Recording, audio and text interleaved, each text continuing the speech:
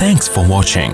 Don't forget to like, comment, share and subscribe to Mufti Tariq Masood, famous scholar. وَيَخَافُونَ رَبَّهُم مِّن فَوْقِهِمْ، یہ لوگ ڈرتے ہیں اپنے رب سے جو ان سے اوپر ہے.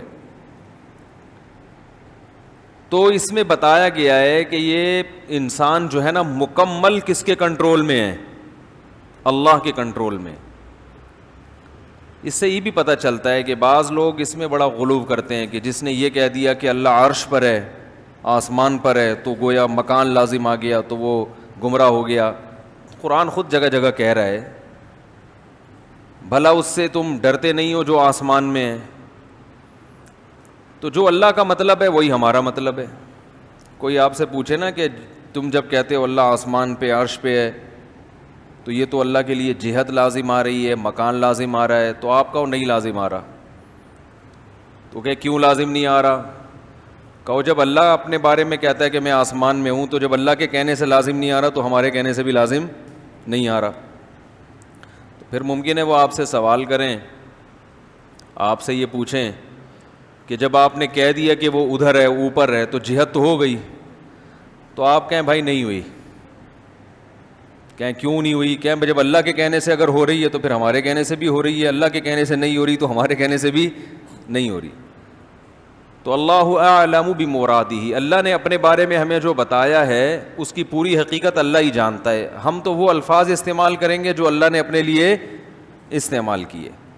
جو اللہ نے اپنے لیے الفاظ استعمال کیے وہ یہی کہ الرحمن علی العرش استوى، رحمان عرش پر مستوی ہے. عرش تخت کو کہتے ہیں.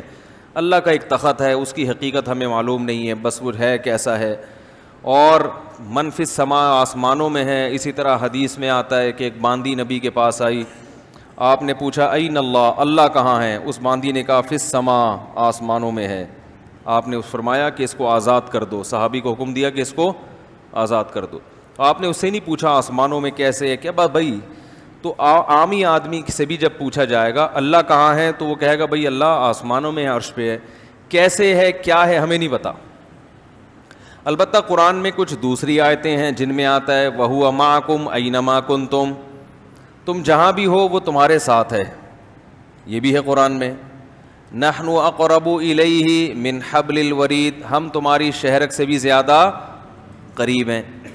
بات سمجھ میں آ رہی ہے؟ تو دیکھیں کسی بھی کلام کو نا سمجھنے کے لیے یہ ضروری ہے کہ اس زبان میں اس قسم کے کلام کا کیا مطلب لیا جاتا ہے. تو جب بھی ہم کسی سے بات کرتے ہیں، اردو میں بھی جو اصول ہیں وہی عربی میں ہیں اس معاملے میں. جب آپ کسی کی مدد کا وعدہ کرتے ہیں اور بتاتے ہیں کہ میری مدد ہر وقت تمہارے ساتھ رہے گی، تو آپ اس کے لیے کیا الفاظ استعمال کرتے ہیں کہ بھئی تم جہاں ہو میں تمہارے ساتھ ہوں. یعنی تم پہ نظر رکھے ہوئے ہوں اور تمہاری مدد کے لیے ہر وقت تیار ہوں. تو یہاں مطلب یہ ہوتا ہے کہ علم کے لحاظ سے بھی تمہارے ساتھ ہوں، یعنی مجھے پتا ہوگا تم کیا کر رہے ہو، نظر رکھی ہوئی ہے میں نے. اور قدرت کے لحاظ سے بھی تمہارے ساتھ. قدرت کا مطلب کہ تمہاری مدد پر میں قدرت رکھتا ہوں. تم یہ نہ سمجھو کہ مجھے قدرت ہی نہیں ہے، تو میں ہر وقت تمہاری مدد کر سکتا ہوں. تو عربی میں بھی، چونکہ عربی بھی ایک زبان ہے، تو قرآن جب عربی میں نازل ہوا تو قرآن کا بھی وہی مطلب لیا جائے گا جو عربی زبان میں مطلب لیا جاتا ہے. قرآن جب کہتا ہے کہ اللہ کہاں ہے تو اس کا جواب قرآن دیتا ہے عرش پر ہے. لیکن قرآن دوسری جگہ یہ بھی بتاتا ہے کہ ہم ہر وقت تمہارے ساتھ ہیں. تو ان دونوں آیتوں میں تطبیق ایسے ہوگی کہ اللہ کی ذات عرش پر ہے، لیکن علم اور قدرت کے لحاظ سے اللہ ہر جگہ موجود ہے، ہر وقت ہمارے ساتھ ہے. یعنی ہمیں دیکھ بھی رہا ہے، سن بھی رہا ہے. جیسے قرآن میں حضرت موسیٰ علیہ السلام کے بارے میں آتا ہے کہ ہم نے موسیٰ اور ہارون کو فرعون کے پاس بھیجا. اب حضرت موسیٰ گھبرا رہے ہیں کہ فرعون نے تو، وہ تو بڑا ظالم ہے، وہ تو مجھے مار ڈالے گا. تو اللہ نے فرمایا اننی معکما اسمع و ارا، اے موسیٰ اور ہارون گھبراؤ نہیں، میں تم دونوں کے ساتھ ہوں، سب کچھ سن بھی رہا ہوں اور دیکھ بھی رہا ہوں. تو یہ اللہ نے بتا دیا کہ اللہ کے انسان کے ساتھ ہونے کا مطلب کیا ہے. سمجھ میں آ رہی ہے بات؟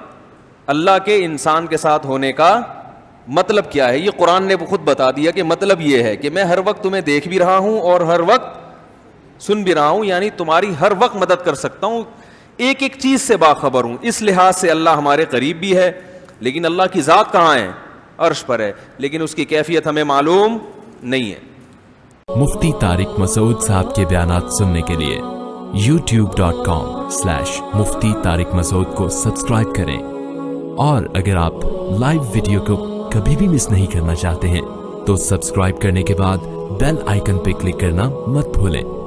جزاک اللہ.